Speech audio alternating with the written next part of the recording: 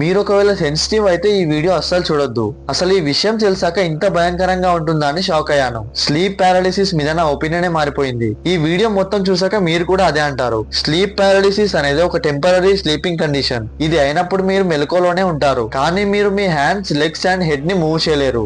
ఆఖరికి మీ నాలుకను కూడా కదిలించలేరు.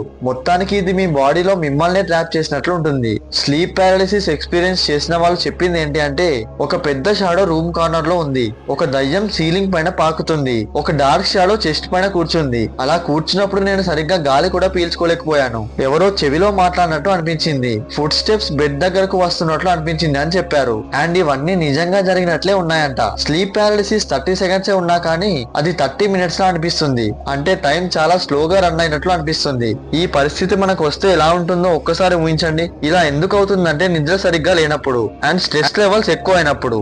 ఇది అందరికీ అవుతుంది అని చెప్పలేం, బట్ 10 మందిలో ఇద్దరికి ఖచ్చితంగా అవుతుంది. మరి మీరెప్పుడైనా స్లీప్ పారాలిసిస్ ని ఎక్స్పీరియన్స్ చేశారా? తప్పకుండా కామెంట్ చేయండి.